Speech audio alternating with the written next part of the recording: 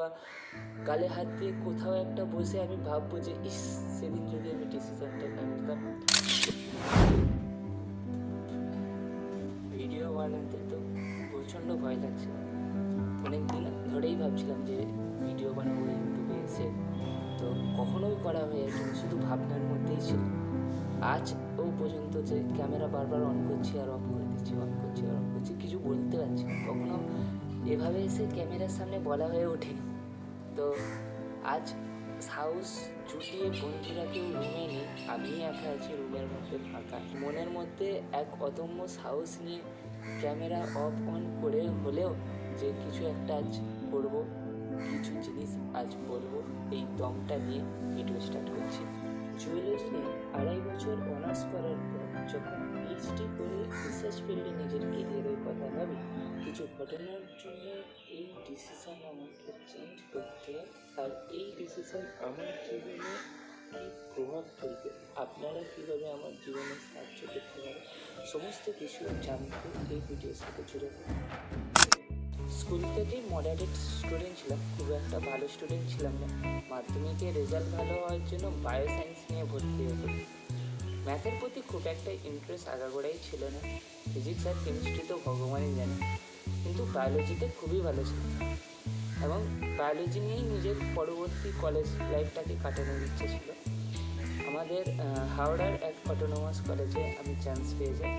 হোস্টেলে থেকে সেখানে পড়াশুনো করতে হবে। যখন বাড়ি ছেড়ে সেই হোস্টেল লাইফে আসি, কলেজ লাইফটি খুব একটা ধারণা ছিল না স্কুলে থাকতে এসে। তো যখন কলেজে আসি, মুভি দেখে দেখেই কিছু ধারণা নিয়েছিলাম, আচ্ছা এই হয় কলেজে, এই হয়। বাট এখানে এসে সম্পূর্ণ একটা আলাদাই জগৎ, আমার চিন্তা ভাবনার পুরো বাইরে আমাকে একটা জায়গা আমাকে দিয়ে দিয়েছে। তো এখানে এসে আমি অনেক কিছু শিখেছি। আমার হোস্টেল লাইফ এবং কলেজের লাইফের বাকি ঘটনাগুলো আমার পরবর্তীতে ভিডিওগুলোতে আপনারা জানতে পারবেন। লাইফটা এতদিন খুবই স্মুথলি কাটছিল, আমার কোনো চাপ ছিল না, বাবা মাও কখনো চাপ আসতে হয়নি লাইফে। কিন্তু একজন মিডল ক্লাস ফ্যামিলির বড় ছেলের ওপর যখন ধীরে ধীরে চাপটা আসছে, যখন বুঝতে পারে, তো ডিসিশানটা খুব তাড়াতাড়ি নেওয়াই দরকার। আর তার ডিসিশানের উপর অনেক কিছু ম্যাটার করে। আমার সিচুয়েশানটাও কিছুটা সেই রকম। বাবা মা আমি যেটা চাই সেটাই আমাকে সাপোর্ট করে। আমি যদি চাই যে আমি এই আমার জুওলজি অনার্স করে পিএইচডি করতেই চাই এবং তাতে আমার কেরিয়ার গড়তে আরও বেশি সময় লাগলেও কোনো অসুবিধা নেই, বাবা মা আমাকে প্রচণ্ড সাপোর্ট করবে। দরকার পড়লে একবার তো এমন হয়েছিল, আমাকে জানতেও দেয়নি, আমার পরিবারের একটা মানুষ 24 দিন হসপিটালে অসুস্থ হয়েছিল এবং আমি হোস্টেলে পড়াশোনা করছি। তো আমি বাড়ি আমি জিজ্ঞাসা করছি যে আমার বাড়ির সেই মেম্বারটা কোথায়, তো তারা আমাকে কিছু জানাচ্ছে না, তা বলছে বাইরে আছে, কাছে গিয়েছে, বাথরুমে গিয়েছে। তো এমন কিছুভাবে সিচুয়েশানটা চলে লাইফে। তারা ভাবে যে ছেলে বাড়ির বাইরে থাকে, তাকে এইসব জানালে সে আরও চিন্তা করবে। তো এবার লাইফে এসেছে সেই ফেজটা যেখানে আমাকে নিজের কিছু ডিসিশান নিতে হবে। কলেজে আসার পরে ভালোভাবেই পড়াশোনা স্টার্ট করেছিলাম।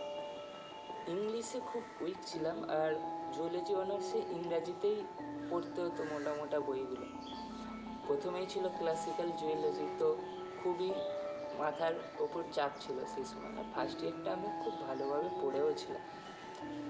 তারপর আসে আমার জীবনের সেই কাল, সেকেন্ড ইয়ার, যেখানে আবারা হয়ে গিয়েছিলাম এবং লাইফটাকে এক এরোপ্লেন ভেবে সবসময় আকাশে উঠতাম। অলসতার চরম সীমায় পৌঁছে গিয়েছিলাম, জল গড়িয়ে পর্যন্ত খেতাম না, বিছানাতে পড়ে থাকতাম, ক্লাস অফ করতাম, মাঝে মাঝে ক্লাস বাঙ্ক করতে সেই সময় শিখে গিয়েছি। আরও অনেক কিছু হয়েছিল, যেখানে আমাদের এখানে সকালবেলা করে প্রেয়ারে যেতে হয় সারা সকাল, তারপরে এসে ঘুম, সারা সকালটা ঘুমিয়ে কাটানো, এমন অনেক ভালো ক্যারেক্টারগুলো আমার মধ্যে চলে এসেছিলো সেকেন্ড ইয়ার। এবার টাইম এসেছে এই সমস্ত হ্যাবিটগুলোকে চেঞ্জ করা, মূল্যবান সময়গুলোকে আর না নষ্ট করে ঠিক পথের দিকে ঠিক ডিসিশন নিয়ে এগিয়ে চলা। জুওলজি নিয়ে অনার্স করার পর অনেক কেরিয়ার অপরচুনিটি থাকে। আমার যে সমস্ত বন্ধুরা আমার সাথে জুওলজি যারা তাদের কেরিয়ারটাকে বানাতে চায় আমি তাদেরকে খুবই সাপোর্ট করি। আমারও খুব একটা ভালোবাসার জায়গা আছে এখনো পর্যন্ত, কিন্তু আমাকে একটু তাড়াতাড়ি সেটেল হতে হবে। হাতে সময় খুবই কম, 2 বছর মতো, তার মধ্যে কিছু একটা করতে হবে। তো তার জন্য আমি ঠিক করেছি যে কম্পিটিটিভ এক্সামের পরীক্ষাগুলো দেবো, এক্সামগুলোতে বসবো এবং আমার এই যোগ্যতা অনুযায়ী সামনে যে রেলওয়ে লেভেল 1-এর যে পরীক্ষাটা, এটাই আমার কম্পিটিটিভ এক্সামের প্রথম জার্নি হতে চলেছে, যেখানে আমি তো চাই আমার এই প্রথম কম্পিটিটিভ এক্সামটা আমি ভালোভাবেই দিই। পরবর্তীতে দেখা যাবে আমি কতটা রেডি হতে পারছি।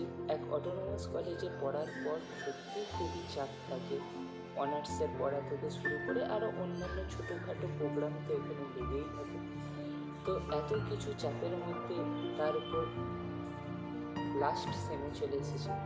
তো এখানে এসে প্রচুর প্রেজেন্টেশান, প্রজেক্ট সাবমিশান, এক্সামের প্রিপারেশান থাকে, তার সাথে কম্পিটিটিভ এক্সামের প্রিপারেশানটা এখান থেকে সত্যিই একটা চাপের ব্যাপার।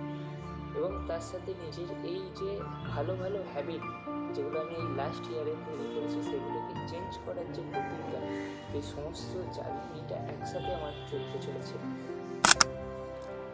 তো কেউ যদি জুওলজি ব্যাকগ্রাউন্ড থেকে থাকেন অথবা কেউ যদি কম্পিটিটিভ এক্সামের প্রিপারেশান দিচ্ছে বা অন্য কেউ যদি আমার এই ভিডিওটা পুরো পর্যন্ত দেখেন, তাহলে আমাকে অবশ্যই সাজেস্ট করবেন যে আমার কী করণীয়। আমি কি আমার জুওলজি লাইনটা নিয়ে পিএইচডির দিকে এগিয়ে যাব, যেখানে আমাকে পুরোপুরি একটা পার্মানেন্ট জব পেতে পিএইচডি করতে মোটামুটি তো 5 বছর সময় লাগে, একটু বেশি সময় লাগবে, নাকি আমি কম্পিটিটিভ এক্সামে পুরো ফুল ফোকাস করব আফটার কমপ্লিট মাই গ্র্যাজুয়েশান। তো এটা অবশ্যই আপনারা আমাকে সাজেস্ট করবেন এবং অবশ্যই আমার সাথে থাকবেন যে আমার অন্তিম পরিণতিটা কী হচ্ছে, আমার এই আজকের ডিসিশনের জন্য আমি কালকে কি সফলতা লাভ করব, অথবা গালে হাত দিয়ে কোথাও একটা বসে আমি ভাববো যে ইস, সেদিন যদি আমি ডিসিশনটা না নিতাম। তো অবশ্যই আমার সাথে থাকবেন আমার কলেজ, হোস্টেল এবং লাইফের পুরো জার্নির সাথে সঙ্গী হয়ে চলতে। তো টাটা, দেখা হচ্ছে পরের ভিডিওতে।